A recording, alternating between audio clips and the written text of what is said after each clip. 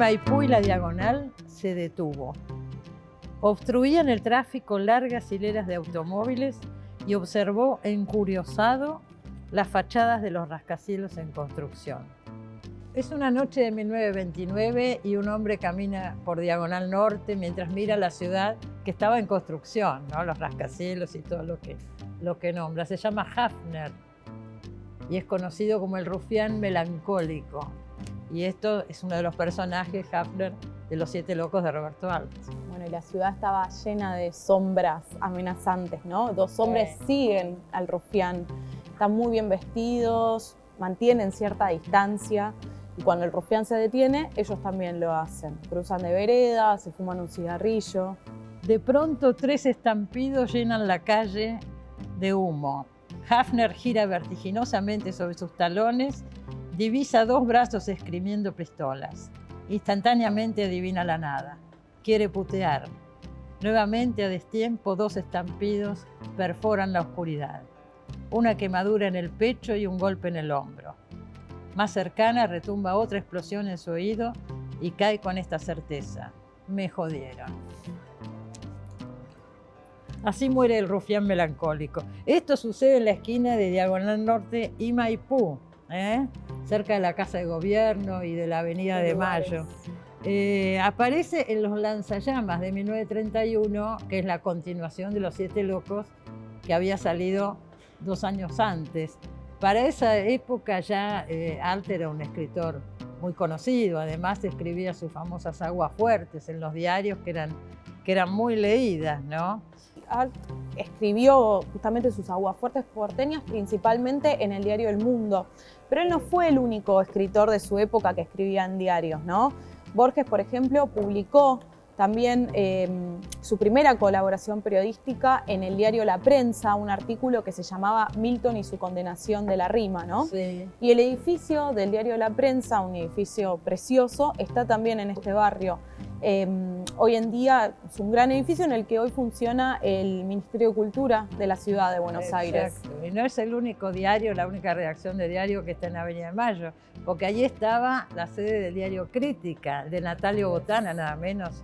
Con la importancia que tuvo ese diario, llegó a tirar casi 1 millón de ejemplares. Bueno, ahí estaba el diario Crítica, donde, por ejemplo, Borges en una época codirigió el suplemento literario, ¿no? Y ahí aparecen todos los cuentos que después integrarían su libro Historia Universal de la Infamia.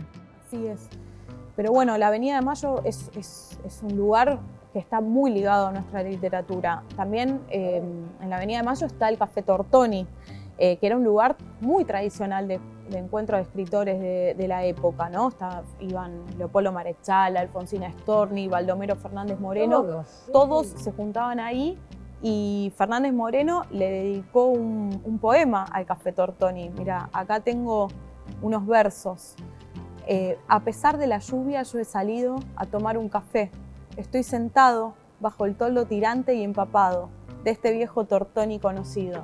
Era un punto de encuentro fundamental. Sí, y por muchos años, porque ya en los años 60 también siguió siéndolo, porque ahí se reunía el grupo de la revista El Escarabajo de Oro, el Ornitorrinco, El Grillo de Papel, Abelardo Castillo, Liliana Hecker, Isidoro Blaisten, Humberto Constantini, Ricardo Piglia y tantos otros, Briante, ¿no? Miguel Briante, Horacio Salas. Bueno, se reunían ahí en el Café Tortoni una vez por semana.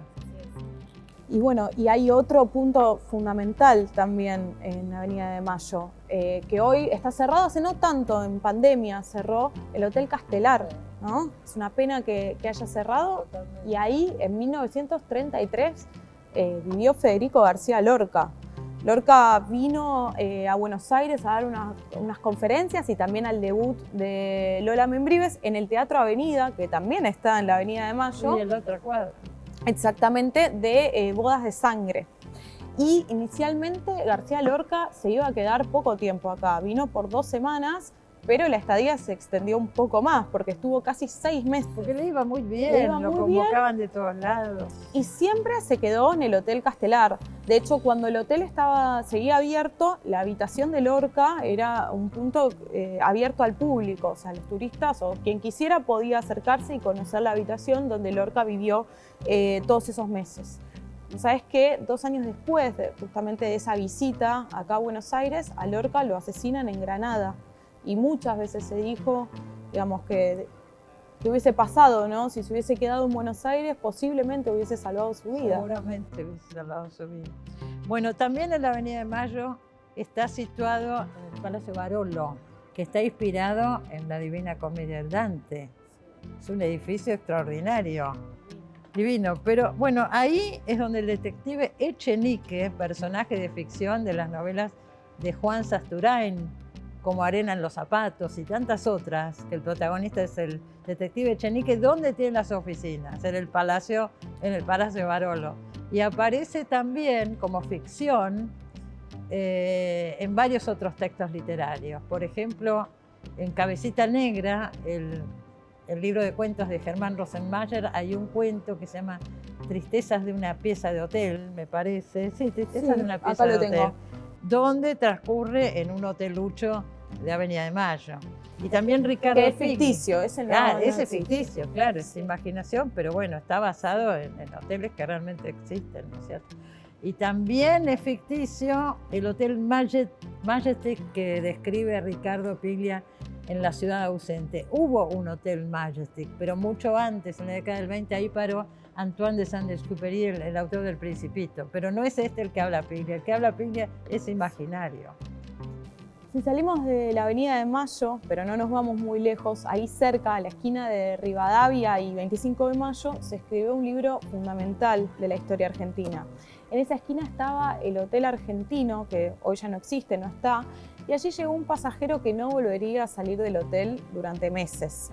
Se trataba de José Hernández, y era un exiliado. Él le había decidido volver medio clandestinamente desde Brasil, donde había huido junto al caudillo entrerriano Ricardo López Jordán. Y escondido en una habitación del Hotel Argentino, justo enfrente de la Casa de Gobierno, Hernández escribió El gaucho Martín Fierro, durante los primeros meses de 1872. Se esconde en este Hotel Argentino, que era un hotel bastante lujoso, un hotel muy cómodo. Sí, quizás uno se imagina un hotel de la zona. No, para nada, era un gran hotel. Estaba justo frente a la Casa de Gobierno. Desde la ventana él veía la Casa de Gobierno y supongo que imaginaba verlo a Sarmiento ahí adentro, ¿no? Con quien estaba tan enfrentado. Dejó a su familia en un campo, creo que en Varadero, y él se instaló ahí. Uno diría, ¿por qué se instala ahí? Escribe el Martín Fierro desde ahí, mirando a la Casa de Gobierno, mirando a donde estaba Sarmiento en realidad. Y al río. Y al río. Bueno, y ahí escribe esta historia, que es nuestro libro emblemático, de este gaucho perseguido y derrotado. Pero vos sabés que al principio no fue un libro. Martín Fierro primero apareció en un diario por entregas. Sí. Y después sí, al poquito tiempo se editó el libro que fue pagado por el propio Hernández. Pagó la edición de su bolsillo, sí. Era un folleto de 78 páginas impreso en papel de estraza. Sí. Fue leído con devoción por paisanos, fue un éxito. Imaginámonos en ese momento, se reconocían en la desgracia del protagonista. Pero ¿qué pasaba? Lo compraban en pulperías, pero muchos eran analfabetos, o sea, no sabían leer y le pedían a alguno que pudiese o que leyera, que se lo leyera a la luz de los fogones, ¿no? Imaginémonos esa época. Y Martín Caparrós, en su novela Sarmientos, se refiere a este episodio y pone estas palabras en boca de Sarmiento, que las tengo acá y las vamos a leer.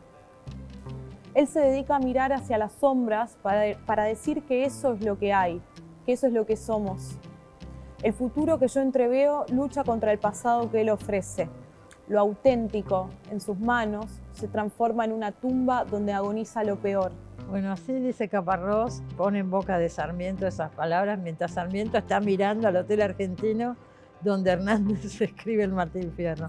Recién en el año 1913, Leopoldo Lugones, este texto que circulaba como pasquín entre los paisanos, aunque con tanto éxito, pero lo pone como emblema de la argentinidad. En un momento con la ola inmigratoria que la Argentina necesitaba, a criterio de Lugones y de tantos en ese momento, crearse un pasado, una mística, decide que la figura del gaucho será el emblema nacional. Esto lo hace Lugones en las conferencias en el Teatro Odeón, que después se publicarían como libro con el título de El Payador. Y ahí es donde empieza esta canonización del Martín Fierro, ¿no? Sí. También Ricardo Rojas, ¿no? En Historia de la Literatura también. Argentina. Sí, le dan varios Martín otros, Fierro, fundamentalmente Lugones, pero varios autores de la época. le Se dan ponen un en rol ese lugar. central, sí. Así es. Y el que también se refirió muchas veces a este tema es Borges, ¿no? Oh, Él admiraba a Hernández, admiraba al Martín Fierro desde un punto de vista literario, ¿no? En 1953 escribió un volumen sobre el poema. Sí. Y opinaba que la suerte de la Argentina, ¿no? Hubiese sido distinta y mejor si en lugar de elegir, acá lo tengo escrito, a un soldado desertor, prófugo, asesino, borracho y provocador como modelo de la literatura argentina, se hubiese elegido al Facundo de Sarmiento. Así es. Bueno, ese tema lo retoma, sobre esto escribe hace unos años Carlos Gamerro en su libro Facundo o Martín Fierro. Toma esta frase de Borges y a partir de ahí analiza. ¿no? Vamos a leer, si querés, Vamos a leer un fragmento de Martín Fierro. De Carlos Gamerro. Desde su título, Facundo está construido como sistema de disyunciones. De la oposición fundamental, civilización y barbarie, se desprenden otras. Unitarios y federales, Europa y América, Buenos Aires y el interior, progreso y tradición, ciudad y campo, representando siempre una al polo negativo y otra al positivo. La disyunción nos invita, nos combina, a elegir, no a combinar, una o la otra. Sarmiento es o se propone ser maniqueo a ultranza. Lo suyo no es la superación dialéctica de los contrarios, ni la posibilidad de una coexistencia pacífica, ya sea simultánea o alternada. Para él, la solución de los conflictos se da cuando una de las partes derrota y elimina a la otra. Triunfo de la civilización sobre la barbarie, degüello del caudillo, reemplazo del gaucho por el inmigrante, eliminación física del salvaje.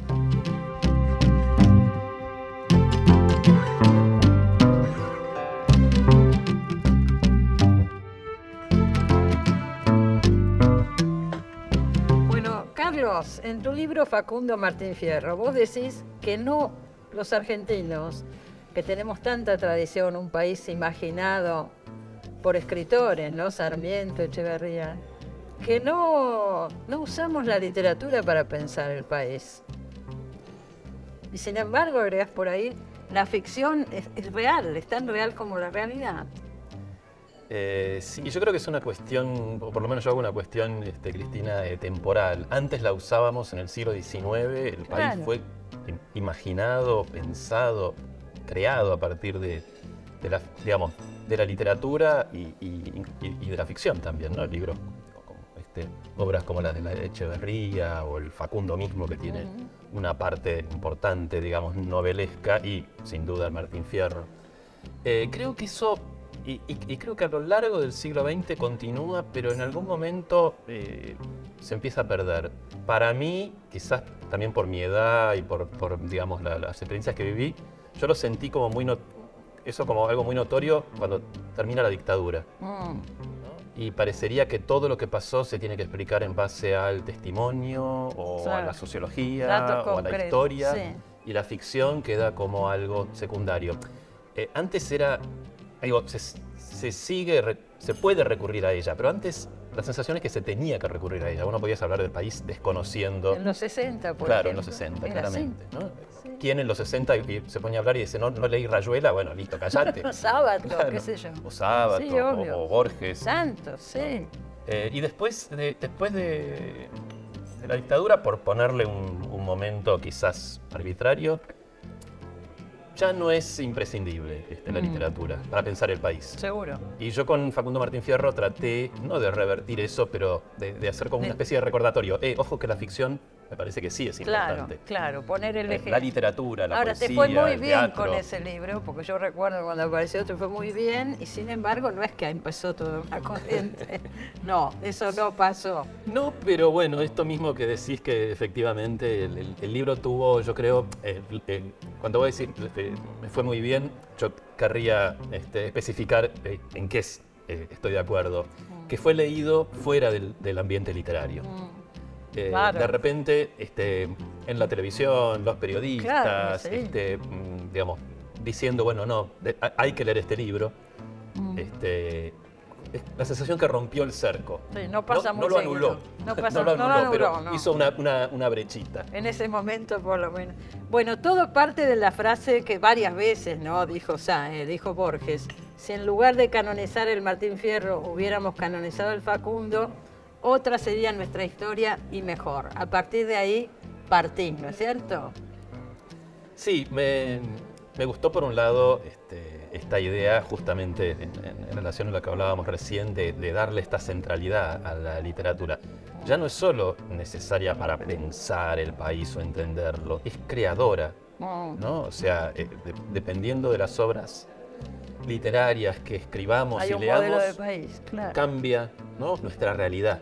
O sea, es una variante sobre una idea que por lo menos se remonta claramente a Oscar Wilde, que invierte la fórmula de Aristóteles, ¿no? No es el arte el que imita la vida, sino la vida la que imita al arte. Claro. Ahora, en tiempos políticos, o más cerradamente políticos, porque Borges, esto que vos bien decís, lo dice varias veces, lo escribe varias veces, a principios de los 70, ¿no?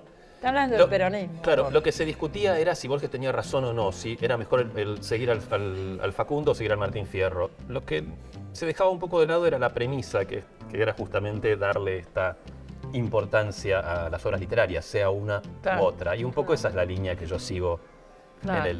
en el libro, ¿no? Pensar, bueno, a ver, si es verdad que el país en que vivimos y las personas que somos, ¿no?, dependen de estas obras literarias. Bueno, ¿cuáles serían en nuestra historia literaria las obras fundamentales? Ya juzgadas no desde un criterio puramente estético, sino este criterio de la poesía. Voy a usar la palabra poesía genéricamente porque justamente en griego la raíz de poesía es poiesis, que es hacer, y Borges, cuando escribe ese texto maravilloso sobre Homero, lo llama el hacedor. Y justamente con esta misma idea, ¿no? Que la poesía, que la literatura es algo que crea la realidad.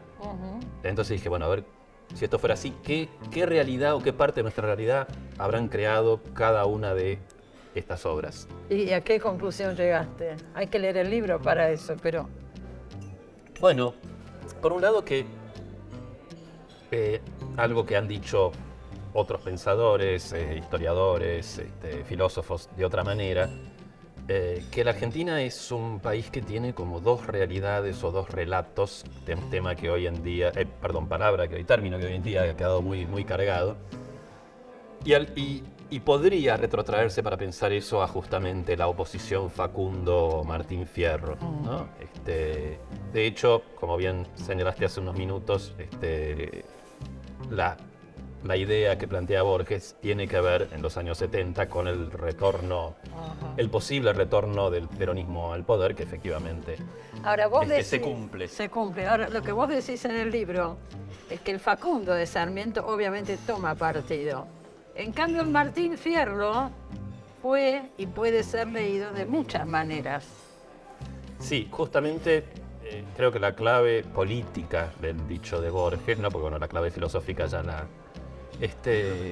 la comenté, es que el Martín Fierro podría usarse, y de hecho fue usado para justificar al peronismo, y tenemos, bueno, la película de Pino Solanas, Los hijos de Fierro, ¿no? Que es como claramente la manifestación de esa lectura. Sí.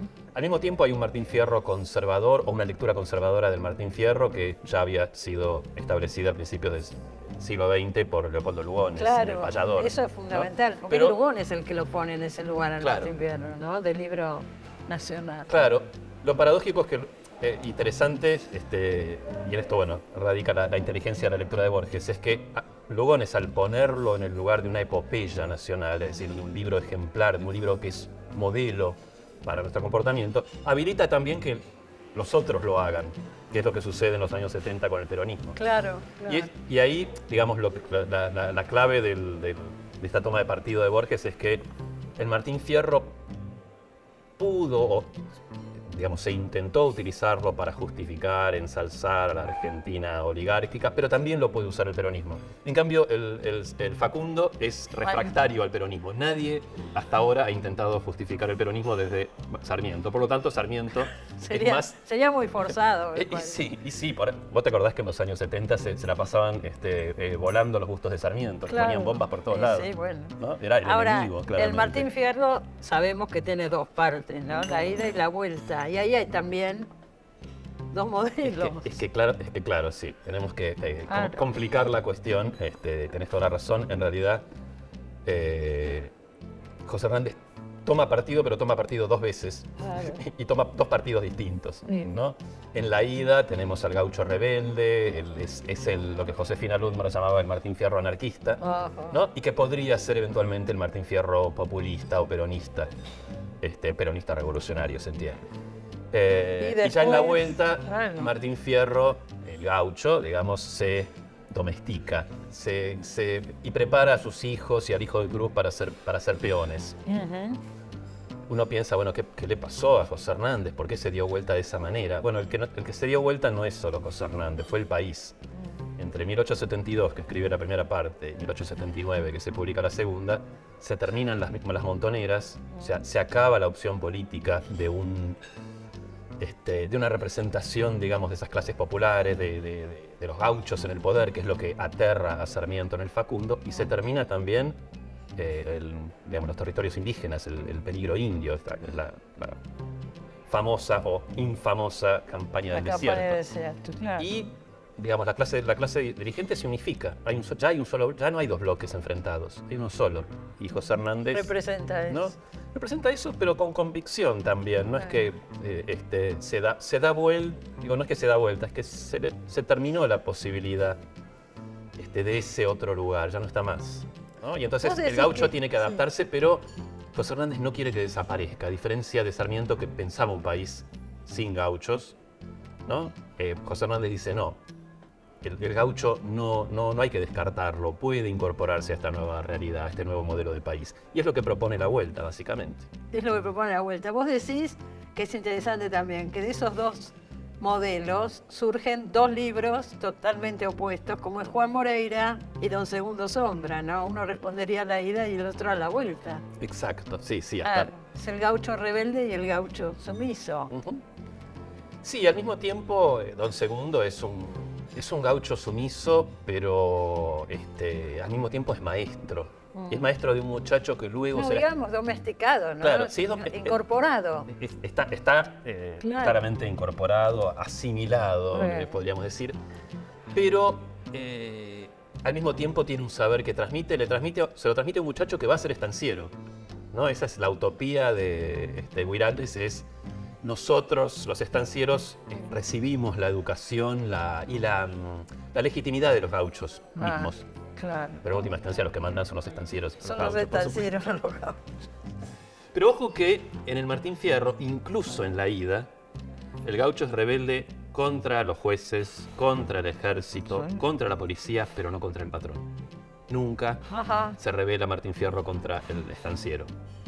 De hecho, el estanciero es el garante de esa utopía, esa Arcadia gauchesca que se pinta al principio. Sí. ¿No? No son gauchos libres en medio de la pampa, están en la estancia, ¿no? Y el patrón es nombrado. Y manda. De alguna manera, José Hernández representaba no a los gauchos, que en tanto, digamos, su colocación personal en la sociedad, sino a los estancieros. Y lo que está diciendo, básicamente, en la ida incluso, ¿no? No estoy hablando de la vuelta, en el supuesto poema tan rebelde, es los estancieros y los gauchos nos entendemos y no necesitamos de nadie más. No necesitamos del Estado, ni de la ley, ni del ejército, ni de la policía. No se metan en esta relación. Pero es una relación donde está el poder, digamos, semifeudal del estanciero bien plantado. Esa figura de José Hernández en el Hotel Argentino, medio clandestino, ahí frente a la Casa de Gobierno, perseguido por Sarmiento. ¿Por qué se instaló ahí? ¿Tenés alguna idea? Bueno, él vuelve del exilio en De Brasil. Brasil, exactamente.